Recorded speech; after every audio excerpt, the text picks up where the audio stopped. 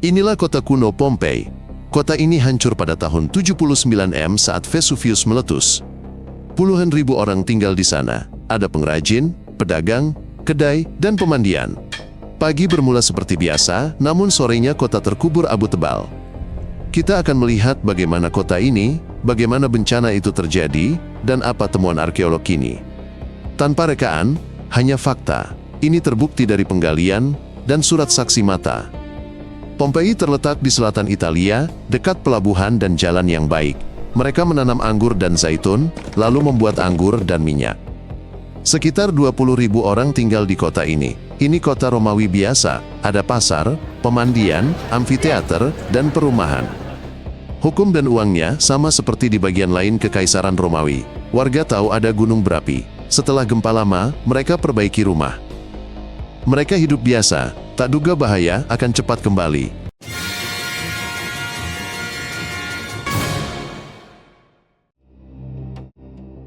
Jalanan Pompei beraspal, memiliki trotoar dan batu pijakan untuk menyeberangi lumpur. Di persimpangan ada air mancur. Kedai menjual makanan panas dan anggur. Dindingnya penuh tulisan, iklan, lelucon, dan seruan dukungan pemilu. Rumah kaya punya mosaik, fresko, dan taman. Rumah biasa punya kamar sempit. Pemandian umum beroperasi. Air mengalir lewat pipa dan air mancur jalanan. Ini membuat hidup nyaman, namun juga menunjukkan beda kaya dan miskin. Beda ini nyata saat bencana. Orang kaya tinggal di villa luas berhalaman dan berkolom. Orang miskin di kamar kecil atau penginapan. Kerja budak adalah fondasi ekonomi. Ada yang mengelola, ada yang membawa air dan kerja di ladang. Orang kaya lebih mungkin selamat. Mereka punya sumber daya dan kereta. Tapi keyakinan akan kokohnya rumah menahan banyak orang di dalam.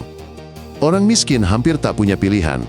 Halaman sempit jadi jebakan saat atap runtuh ditimpa batu apung. Vesuvius bukan bukit, melainkan gunung berapi besar dengan lapisan lava dan abu. Ia bisa lama diam, menumpuk gas dan magma di dalamnya.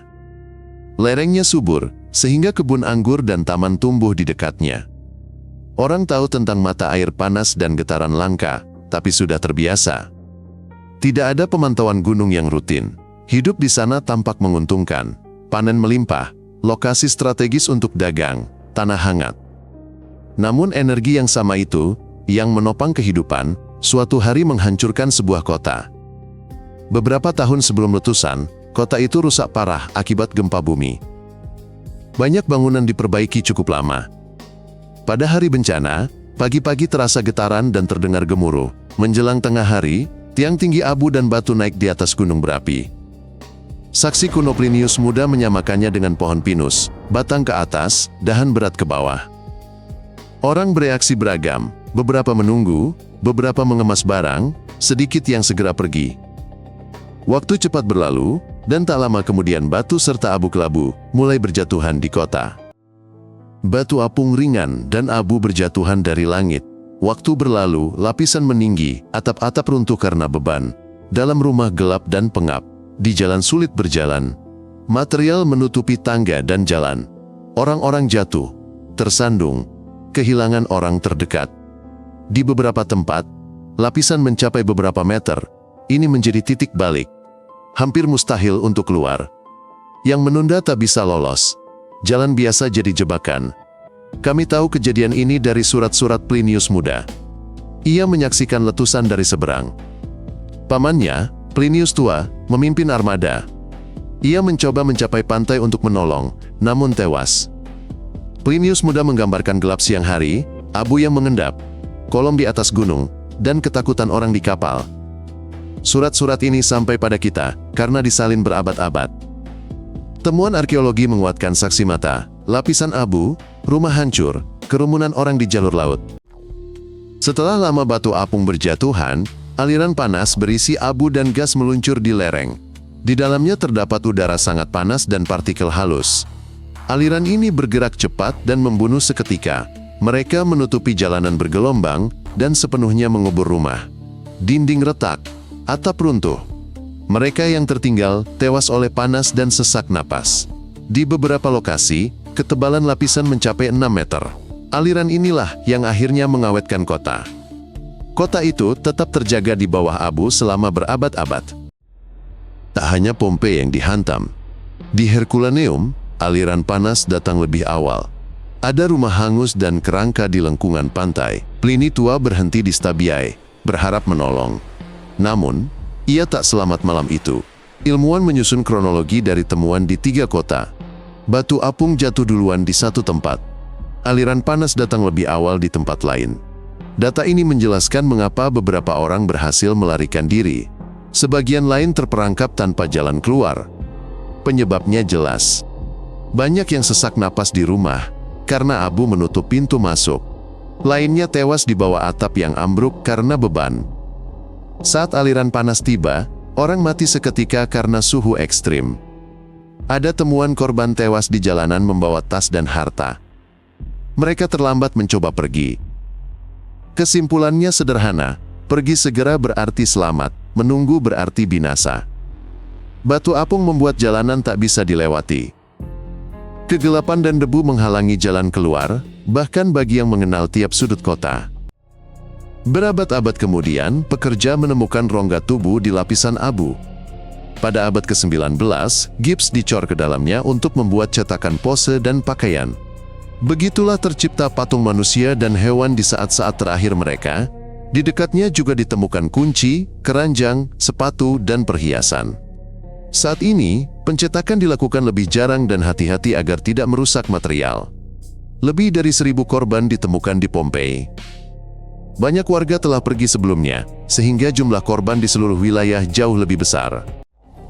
Pompei mulai dikenal pada abad ke-18. Saat itu, pekerja menemukan tembok dan tulisan kuno tak sengaja. Penemuan ini mengejutkan banyak orang. Awalnya, penggalian hanya mencari patung dan benda berharga. Seringnya, mereka membuat terowongan, merusak situs bersejarah itu. Kemudian, seluruh kota mulai terungkap. Amfiteater, kuil, rumah berfresko, dan juga bengkel kerja. Seiring waktu, pendekatan berubah. Prioritas beralih dari mengambil benda indah menjadi menjaga setiap lapisan sejarah kota. Ribuan objek ditemukan. Namun, sebagian informasi hilang akibat metode awal penggalian yang kurang cermat. Kini arkeolog hati-hati membuka zona baru. Area lama pun ditutup untuk melindunginya dari hujan dan terik matahari yang merusak. Peneliti modern menggunakan drone untuk memeriksa atap. Pemindaian volumetrik mendeteksi retakan. Analisis tanah mengungkap pola makan warga terakhir. Kamera resolusi tinggi menunjukkan tangga yang aus. Terlihat pula jejak perbaikan setelah gempa bumi kuno.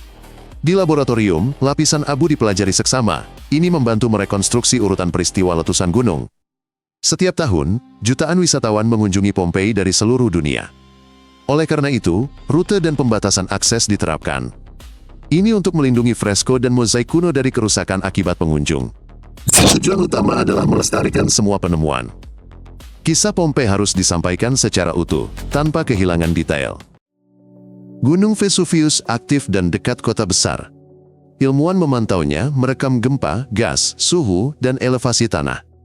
Ada rencana evakuasi dan zona risiko. Ratusan ribu orang tinggal di area terdekat. Langkah ini tidak menghilangkan bahaya, tapi memberi waktu untuk pergi.